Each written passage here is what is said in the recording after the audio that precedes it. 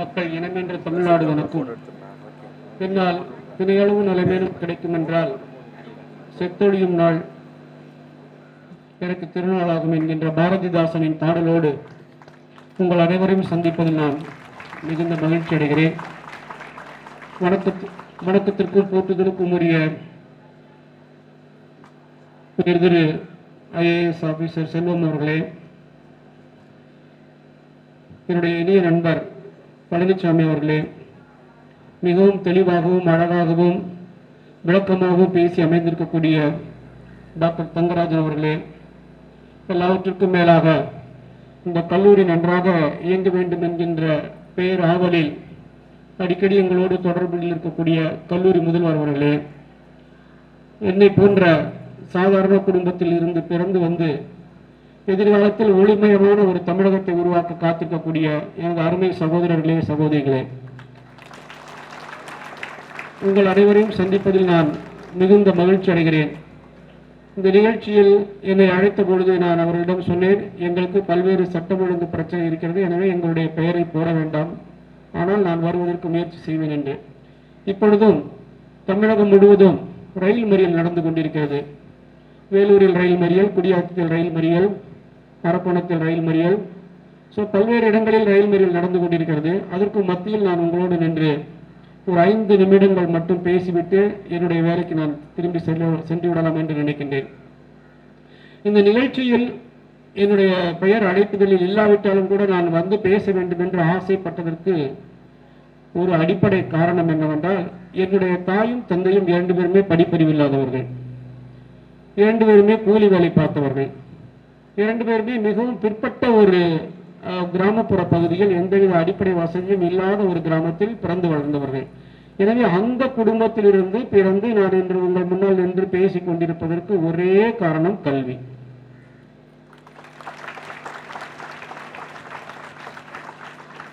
என்னுடைய தாய் எந்த அளவிற்கு அறியாமையில் மூழ்கி இருந்தார் என்பதற்கு மிகுந்த உதாரணம் என்னவென்றால், நான் MA முடித்த பின்பு 1990 IAS இன்டர்வியூக்கு சென்றேன். இன்டர்வியூவில் கிடைக்கவில்லை. உடனே கூட்டுறவுத்துறையில் பணியாற்றினேன். நான் கூட்டுறவுத்துறையில் பணியாற்றும் பொழுது கூட என் தாய் தினந்தோறும் என்னை கேட்பது, எப்பா இந்த பிகாம்னு ஏதோ ஒரு படிப்பு இருக்காமே, அது நல்ல படிப்புன்னு எல்லாரும் சொல்றாங்க, அதை படிக்கக்கூடாதா என்று கேட்பார்கள். நான் அவரிடம் சொன்னேன், அம்மா நான் படித்து முடித்து அரசாங்க வேலைக்கே சென்று விட்டேன், இப்பொழுதும் என்னை படிக்க சொல்கிறீர்களே என்றால், இல்லப்பா அந்த கூலி வேலை பார்க்க போற இடத்துல மற்றவங்களாம் சொல்றாங்க, என் பையன் பிகாம் படிக்கிறான், அதான் பெரிய படிப்புங்கிறாங்க, நீ என்ன படிச்சிருக்கேன்னு எனக்கு சொல்ல தெரியல என்று சொன்னார்கள். நான் ஜனாதிபதியிடம்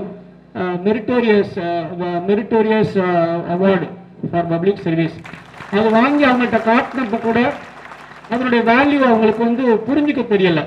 அவங்களுக்கு இது இந்த மெடல் ஜனாதிபதி கொடுத்தது, ஜனாதிபதினா யாருன்னு அவங்களுக்கு தெரியல, ஏதோ பார்க்கறதுக்கு தங்க மாதிரி இருக்கு, வச்சுக்கப்பா பத்திரமா வச்சுக்க அப்படின்னு தான் சொன்னாங்க.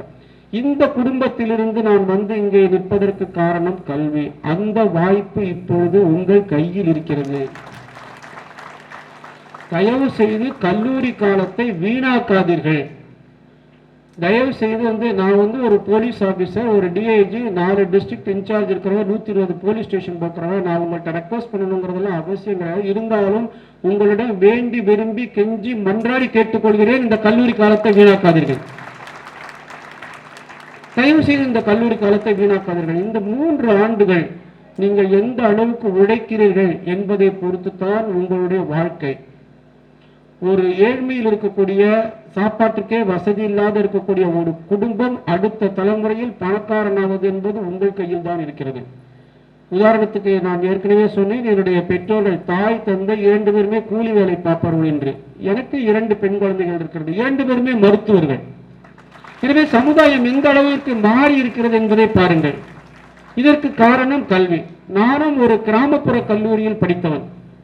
கிராமப்புற கல்லூரினா இந்த மாதிரி வேலூர் மாதிரி ஒரு டிஸ்ட்ரிக்ட் ஹெட் குவார்டர் கூட கிடையாது, ஒரு தாலுக்கு ஹெட் குவார்டர்ல இருக்கக்கூடிய ஒரு சாதாரண கல்லூரி, இதில் படித்தவன். இதை விட ரொம்ப மிக முக்கியம் என்னவென்றால், எங்கள் ஊரில் இருந்து அந்த கல்லூரிக்கு போவதற்கு பஸ் வசதி கூட கிடையாது. நான் தினந்தோறும் 18 கிலோமீட்டர் போகிறது, 18 கிலோமீட்டர் திரும்ப வர்றது, 36 கிலோமீட்டர் 3 ஆண்டு சைக்கிள் மிதிச்சு தான் போனேன். இதை விட ரொம்ப பியூட்டி, நான் படிச்சது BA ஹிஸ்டரி. எதுக்கு எதுக்கு இதை சொல்றேன்னா, பிஏ ஹிஸ்டரி படிக்கிறது அப்பெல்லாம் வந்து இந்த பிகாம் படிக்கிற பசங்கெல்லாம் குப்தா புக் மாதிரி பெரிய பெரிய புக்கை எடுத்துக்கிட்டு வந்து எங்களை பயமுறுத்துவாங்க. நாங்கெல்லாம் ஒரே ஒரு நோட்டையும் 3 வருஷத்துக்கு வச்சுக்கிட்டு பிஏ ஹிஸ்டரி படிப்போம். அந்த மாதிரி ஒரு படிப்பை படிச்சுட்டு நான் வந்து ஐஏஎஸ் இன்டர்வியூ போய் அதுக்கப்புறம் குரூப் 1 எழுதி ஒரு டைரக்டருக்கு ஒரு டிஎஸ்பி ஆகி அதுக்கப்புறம் ஐபிஎஸ் கன்ஃபர் ஆகி பல மாவட்டங்களில் நான் எஸ்பியா வேலை பார்த்து மாண்புமிகு முதல்வர் செல்வி ஜெயலலிதா அவர்களிடம் பாதுகாப்பு அதிகாரியாக 8 ஆண்டுகள் பணிபுரிந்து அதுக்கப்புறம் இப்போ நான் வந்து ஒரு டிஐஜியா, ஏற்கனவே நான் திண்டுக்கல்ல டிஐஜியா இருந்தேன், அப்புறம் வந்து கோயம்புத்தூர்ல டிஐஜியா இருந்தேன், இப்போ வந்து நான் வந்து வேலூர்ல டிஐஜியா இருக்கிறேன். இது எல்லாத்திற்கும் அடிப்படை காரணம் கல்வி கல்வி கல்வி கல்வி கல்வி கல்வி. தயவு செய்து நீங்க இந்த காலத்துல உங்களுக்கென்று ஒரு இலக்கை நிர்ணயித்துக் கொள்ளுங்கள். உங்களுக்கென்று ஒரு இலக்கு. எல்லாரும் ஐஏஎஸ் ஆகணும்னு ஆசைப்படுறாங்கிறதுக்காக நீங்களும் ஐஏஎஸ் எல்லாம் பிக்ஸ் பண்ண வேண்டாம். உங்களுக்கு மிகப்பெரிய பேராசிரியராக வரணும்னு ஆசை இருக்கா? ஓகே, பேராசிரியராக ஒரு டார்கெட் வச்சுக்கோங்க. உங்களுக்கு மிகப்பெரிய போலீஸ் ஆபீசராக வரணும்னு ஆசையா இருக்கா? ஓகே, மிகப்பெரிய போலீஸ் ஆபீசராக வந்து கனவு காணுங்க. உங்களுக்கு ராணுவத்தில் சேர்ந்து பணிபுரியணும்னு ஆசையா இருக்கா? சரி, பரவாயில்ல, ராணுவத்தில் சேர்ந்து பணிபுரிங்க. இல்ல நீங்க பிசினஸ்ல பெரிய ஆளு, வேலூர்ல இவரை போல ஒரு பெரிய பிசினஸ் மேன் கிடையாதுன்னு சொல்லி எல்லாரும் சொல்லணும்னு நினைக்கிறீங்களா? ஓகே, ஏதோ ஒண்ணு டார்கெட் வச்சுக்கோங்க. டார்கெட் வைக்கலன்னா நாம வந்து உயிரோடு நடந்து கொண்டிருக்கக்கூடிய ஒரு பிணம். டார்கெட் நமக்கு இல்லை அப்படின்னா நம்ம மனுஷன் கிடையாது. ஒரு மனுஷன்னா கண்டிப்பாக அவனுக்கு ஒரு லட்சியம் இருக்க வேண்டும், ஏதாவது ஒரு லட்சியம் இருக்க வேண்டும். அந்த லட்சியத்தில் அவன் தெளிவா இருக்கணும். கண்டிப்பா அதற்கு ஒரு சரியான அணுகுமுறையை வந்து ஏற்படுத்தி நல்ல ஸ்ட்ராட்டஜி ஏற்படுத்தி அது போறதுக்கு ட்ரை பண்ணணும். நிறைய பேர் வந்து வேலை பார்க்கும் போதே படிக்கும் போதே சொல்லுவாங்க, நான் எலிமெண்டரி ஸ்கூல் வாத்தியாராக தான் போகணும். அதே மாதிரி எலிமெண்டரி ஸ்கூல் டீச்சர் ஆரம்பிச்சிருவாங்க, போயிடுவாங்க. சில பேர் வந்து சொல்லுவாங்க, நான் வந்து டாக்டருக்கு தான் படிக்கணும்னு ஆசைப்படுறேன். தலைகீழ நின்னாலும் எத்தனை வருஷம்னாலும் சரி திரும்ப திரும்ப திரும்ப எழுதி டாக்டர் ஆயிடுவாங்க. சில பேர் வந்து பாருங்க, நான் போலீஸ்க்கு தான் போகணும்னு ஆசைப்பட்டு கிராமத்துல நல்ல சுண்டலை சாப்பிட்டு ஆத்து மண்ணில் ஓடி ஓடி ஓடி வந்து நல்லா வந்து இதெல்லாம் எடுத்து அந்த பாடியெல்லாம் நல்லா இருக்கான்னு பார்த்து பார்த்து பார்த்து பார்த்து டெய்லி கண்ணாடி முன்னாடி நின்று நல்ல ஒரு போலீஸ் ஆபீசரா வந்துடுவாங்க. ஏதோ ஒரு வகையில லட்சியம் இல்லைன்னா வாழ்க்கையே கிடையாதுங்க. நாம வந்து ஒரு உயிர் உள்ள பிணம். நமக்கு லட்சியம் இல்லைன்னா நாம உயிர் உள்ள பிணம். இப்ப எனக்கு ஒரு நோக்கத்தோட தான் நான் வந்தேன். நான் வரும்போதே வந்து ஒரு நோக்கத்தோட வந்தேன். என்னன்னா, இந்த கூட்டத்துல நிச்சயமா என்னை மாதிரி ஒரு பையனோ ஒரு பொண்ணோ இருப்பாங்க. அவங்க அப்பா அம்மாவும் கூலி வேலை பார்ப்பாங்க, அவங்களும் கிராமத்துல பிறந்திருப்பாங்க, அவங்களுக்கு வாழ்க்கையில பெரிய ஆளா வரணுங்கிற ஆசை இருக்கும். ஆனா அவங்கள மோட்டிவேட் பண்றதுக்காக நம்ம போய் 2 வரி பேசிட்டு வந்துடணும். இதுதான் என்னுடைய லட்சியம். என்னுடைய இந்த நேரத்தில் என்னுடைய நோக்கம் என்னன்னா, நம்ம போகணும், நாம வந்து ஒரு கஞ்சிக்கில்லாத குடும்பத்துல பிறந்தாங்கிறத வெளி உலகத்துக்கு சொல்லணும். நம்மளை பார்த்து இன்னொரு பையன் இவரே டிஐஜி இருக்கிறாரு, நம்மையே வந்து ஐபிஎஸ் ஆகக்கூடாது நினைக்கணும். நினைச்சான்னா எனக்கு சக்சஸ். அதனாலதான் சொல்றேன், தயவு செய்து எப்படி படிக்கணும் ஏது படிக்கணுங்கிறதெல்லாம் ஸ்ட்ராட்டஜிஸ்ல அவங்க சொல்லிக் கொடுக்க போறாங்க. அது நீங்க வந்து கேட்டுக்கங்க. ஏன்னா நாங்க படிக்கிற காலத்துல இருந்த ஸ்ட்ராட்டஜிஸ் இப்ப நிறைய மாறி இருக்கு. அந்த அணுகுமுறைகள் எல்லாம் நான் உங்களோட விவாதிக்க விரும்பல. என்னுடைய ஒரே ஆசை, ஒரே நோக்கம், 5 நிமிஷம் ஆயிடுச்சு நினைக்கிறேன். ஒரே ஆசை, ஒரே நோக்கம் என்ன அப்படின்னா, தயவு செய்து இந்த கல்லூரி வாழ்க்கையை நீங்கள் வீணாக்கி விடாதீர்கள்.